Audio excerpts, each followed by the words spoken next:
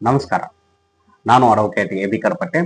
ಈಗ ತೆಗೆದುಕೊಂಡಿರ್ತಕ್ಕಂಥ ವಿಷಯ ಯಾವುದು ಅಂತಂದ್ರೆ AIB ಎಕ್ಸಾಮ್ಗಳಿಗೆ ಸಂಬಂಧಿಸಿದ ಕ್ವಶನ್ಸ್, ಅದೇ ರೀತಿಯಾಗಿ ಜಡ್ಜ್ ಎಕ್ಸಾಮ್ಗಳಿಗೆ ಸಂಬಂಧಿಸಿದ ಕ್ವಶನ್ಸ್, ಅದೇ ರೀತಿಯಾಗಿ APP ಎಕ್ಸಾಮ್ಗಳಿಗೆ ಸಂಬಂಧಿಸಿದ ಕ್ವಶನ್ಸ್ ದಿವಾನಿ ಪ್ರಕ್ರಿಯಾ ಸಂಹಿತೆಯಲ್ಲಿ ಅಂದ್ರೆ ಸಿವಿಲ್ ಪ್ರಕ್ರಿಯಾ ಸಂಹಿತೆಯಲ್ಲಿ ಯಾವ ರೀತಿ ಕ್ವಶನ್ಸ್ ಅನ್ನ ಕೇಳಿರ್ತಾರ ಅನ್ನೋದ್ರ ಬಗ್ಗೆ ಭಾಗ 10ರಲ್ಲಿ ವಿಡಿಯೋ ಮಾಡ್ತಾ ಇದ್ದೇನೆ.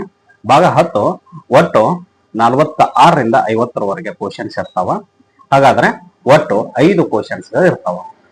ಅವುಗಳನ್ನ ಒಂದೊಂದಾಗಿ ನೋಡೋದಾದ್ರೆ ಮೊದಲೇದಾಗಿ 46ನೇ ಕ್ವಶನ್ಸ್, ಸಿವಿಲ್ ಪ್ರಕ್ರಿಯಾ ಸಂಹಿತೆಯ ಕಲಂ 151 ಯಾವಾಗ ಉಪಯೋಗಿಸಲಾಗುತ್ತದೆ?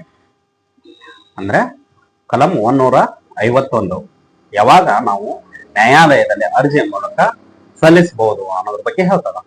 ಅಂದ್ರೆ ಆಪ್ಷನ್ಸ್ ಅನ್ನ ನೋಡೋಣ.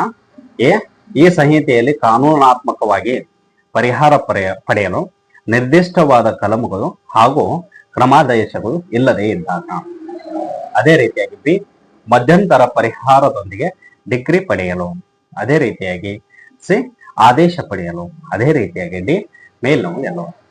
ಇದಕ್ಕೆ ಸರಿಯಾದ ಉತ್ತರ ಎ, ಈ ಸಂಹಿತೆಯಲ್ಲಿ ಕಾನೂನಾತ್ಮಕವಾಗಿ ಪರಿಹಾರ ಪಡೆಯಲು ನಿರ್ದಿಷ್ಟವಾದ ಕಲಂಗಳು ಹಾಗೂ ಕ್ರಮಾದೇಶಗಳು ಇಲ್ಲದೆ ಇರುವಾಗ ನಾವು ದಿವಾನಿ ಪ್ರಕ್ರಿಯಾ ಸಂಹಿತೆಯ ಕಲಂ 151 ಅರ್ಜಿಯ ಮೂಲಕ ಸಲ್ಲಿಸಿ ನಾವು ಪರಿಹಾರವನ್ನ ಪಡಿಬಹುದು. ಅದೇ ರೀತಿಯಾಗಿ 47ನೇ ಕ್ವಶನ್, ಸಿವಿಲ್ ಪ್ರಕ್ರಿಯಾ ಸಂಹಿತೆಯ ಪ್ರಕಾರ ತೀರ್ಪುಗಳು, ಡಿಕ್ರಿಗಳು ಅಥವಾ ಆದೇಶಗಳು ದುರಸ್ತಿ ಮಾಡಲು ಉಪಬಂಧಗಳು ಇವೆಯೇ ಅಂತ ಹೇಳಿ. ಇದಕ್ಕೆ ಆಪ್ಷನ್ಸ್ ಅನ್ನ ನೋಡೋಣ. ಎ, ಹೌದು. ಬಿ, ಇಲ್ಲ. ಸಿ, ನ್ಯಾಯಾಲಯದಲ್ಲಿ ಮಾತ್ರ. ಡಿ, ಕ್ರಮಾದೇಶದಲ್ಲಿ ಮಾತ್ರ. ಇದಕ್ಕೆ ಸರಿಯಾದ ಉತ್ತರ ಹೌದು. ಅಂದ್ರೆ ಸಿವಿಲ್ ಪ್ರಕ್ರಿಯಾ ಸಂಹಿತೆಯ ಪ್ರಕಾರ ತೀರ್ಪುಗಳು, ಡಿಕ್ರಿಗಳು ಅಥವಾ ಆದೇಶಗಳು ದುರಸ್ತಿ ಮಾಡಲು ಉಪಬಂಧ ಇದೆ ಅಂತ ಹೇಳಿ ನಾವು ನೋಡಬಹುದು. ಅದೇ ರೀತಿಯಾಗಿ 48ನೇ ಕ್ವಶನ್, ಸಿವಿಲ್ ಪ್ರಕ್ರಿಯಾ ಸಂಹಿತೆಯ ಕಲಂ 133 ಪ್ರಕಾರ ಜಿಲ್ಲಾಧಿಕಾರಿಗೆ ನ್ಯಾಯಾಲಯದಲ್ಲಿ ಖುದ್ದಾಗಿ ಹಾಜರಾಗುವುದಕ್ಕೆ ವಿನಾಯಿತಿ ಇದೆಯೇ ಅಂತ ಹೇಳಿ. ಇದಕ್ಕೆ ಆಪ್ಷನ್ಸ್ ಅನ್ನ ನೋಡೋಣ. ಎ, ಹೌದು. ಬಿ, ಇಲ್ಲ. ಸಿ, ಅನ್ವಯಿಸುತ್ತದೆ. ಡಿ, ಅನ್ವಯಿಸುವುದಿಲ್ಲ. ಇದಕ್ಕೆ ಸರಿಯಾದ ಉತ್ತರ ಬಿ, ಇಲ್ಲ. ಅಂದ್ರೆ ಖುದ್ದಾಗಿ ಹಾಜರಾಗುವುದಕ್ಕೆ ವಿನಾಯಿತಿ ಇಲ್ಲ, ಅವ್ರು ಖುದ್ದಾಗಿ ಬರ್ಲೇಬೇಕು ಅಂದಂಗ. ಅದೇ ರೀತಿಯಾಗಿ 49ನೇ ಕ್ವಶನ್ ನೋಡೋಣ. ಸಿವಿಲ್ ಪ್ರಕ್ರಿಯಾ ಸಂಹಿತೆಯ ಕ್ರಮಾದೇಶ 1 ನಿಯಮ 1 ಪ್ರಕಾರ ಯಾರನ್ನು ವಾದಿಗಳನ್ನಾಗಿ ಸೇರಿಸಬಹುದು ಅಂತೇಳಿ ಆಪ್ಷನ್ಸ್ ಅನ್ನ ನೋಡೋಣ.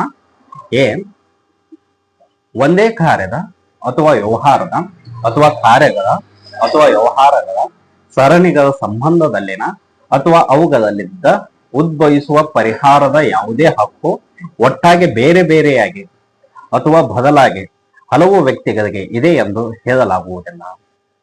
ಆಪ್ಷನ್ಸ್ ಬಿ ನೋಡೋಣ. ಯಾರನ್ನಾದರೂ ವಾದಿಗಳನ್ನಾಗಿ ಸೇರಿಸಬಹುದು. ಅದೇ ರೀತಿಯಾಗಿ ಸಿ ನೋಡೋಣ. ಅಂತಹ ವ್ಯಕ್ತಿಗಳು ಬೇರೆ ಬೇರೆ ದಾವೆಗಳನ್ನು ತಂದರೆ ಕಾನೂನಿನ ಅಥವಾ ಸಂಗತಿಯ ಸಾಮಾನ್ಯವಾದ ಯಾವುದೋ ಪ್ರಶ್ನೆ ಉದ್ಭವಿಸುವಲ್ಲಿ ಆ ಎಲ್ಲ ವ್ಯಕ್ತಿಗಳನ್ನ ಒಂದೇ ದಾವೆಯಲ್ಲಿ ವಾದಿಗಳನ್ನಾಗಿ ಸೇರಿಸಬಹುದು. ಅದೇ ರೀತಿಯಾಗಿ ಡಿ ಆಪ್ಷನ್ಸ್ ನೋಡೋದಾದ್ರೆ ಮೇಲ್ನವುಗಳು ಎ ಮತ್ತು ಸಿ ಎರಡು. ಇದಕ್ಕೆ ಸರಿಯಾದ ಉತ್ತರ ಡಿ, ಮೇಲ್ನವುಗಳು ಎ ಮತ್ತು ಸಿ. ಅಂದ್ರೆ ಸಿವಿಲ್ ಪ್ರಕ್ರಿಯಾ ಸಂಹಿತೆಯ ಕ್ರಮಾದೇಶ 1 ನಿಯಮ 1 ಪ್ರಕಾರ ಯಾರನ್ನು ವಾದಿಯನ್ನಾಗಿ ನೇಮಿಸಬಹುದು ಅಂತಂದ್ರೆ ಎ ಮತ್ತು ಸಿ ಎರಡು ಸರಿಯಾದ ಉತ್ತರ. ಅಂದ್ರೆ ಒಂದೇ ಕಾರ್ಯದ ಅಥವಾ ಒಂದೇ ವ್ಯವಹಾರದ ಅಥವಾ ಕಾರ್ಯಗಳ ಅಥವಾ ವ್ಯವಹಾರಗಳ ಸರಣಿ ಸಂಬಂಧದಲ್ಲೇ ಅವುಗಳಿಗೆ ಉದ್ಭವಿಸುವ ಪರಿಹಾರ ಯಾವುದೇ ಹಕ್ಕು ಒಟ್ಟಾಗಿ ಬೇರೆ ಬೇರೆಯಾಗಿ ಅಥವಾ ಬದಲಾಗಿ ಹಲವು ವ್ಯಕ್ತಿಗಳಿಗೆ ಇದೆ ಎಂದು ಹೇಳಲಾಗುವುದಿಲ್ಲ ಅಂತ ಸಂದರ್ಭದಲ್ಲಿ ಕೂಡ ಸೇರಿಸಬಹುದು. ಅದೇ ರೀತಿಯಾಗಿ ಸಿ ಏನ್ ಹೇಳ್ತದ ಅಂತಂದ್ರೆ ಅಂತ ವ್ಯಕ್ತಿಗಳು ಬೇರೆ ಬೇರೆ ದಾವೆಗಳನ್ನು ತಂದರೆ ಕಾನೂನಿನ ಅಥವಾ ಸಂಗತಿಯ ಸಾಮಾನ್ಯವಾದ ಯಾವುದೇ ಪ್ರಶ್ನೆಯು ಉದ್ಭವಿಸುವಲ್ಲಿ ಆ ಎಲ್ಲ ವ್ಯಕ್ತಿಗಳನ್ನ ಒಂದೇ ದಾವೆಯಲ್ಲಿ ವಾದಿಗಳನ್ನಾಗಿ ಸೇರಿಸಬಹುದು ಅಂತ ಹೇಳಿ ನಾವು ನೋಡ್ಬೋದು. ಅದೇ ರೀತಿಯಾಗಿ 50ನೇ ಕ್ವಶನ್ ಅನ್ನ ನೋಡೋದಾದ್ರೆ ಒಂದೇ ಹಿತಾಸಕ್ತಿಯಲ್ಲಿ ಎಲ್ಲರ ಪರವಾಗಿ ಒಬ್ಬ ವ್ಯಕ್ತಿಯು ದಾವೆಯನ್ನ ಹೂಡಬಹುದು ಅಥವಾ ಪ್ರತಿಪಾದಿಸಬಹುದು ಅಥವಾ ಪ್ರತಿವಾದಿಸಬಹುದು. ಇದಕ್ಕೆ ಆಪ್ಷನ್ಸ್ ಅನ್ನ ನೋಡೋಣ.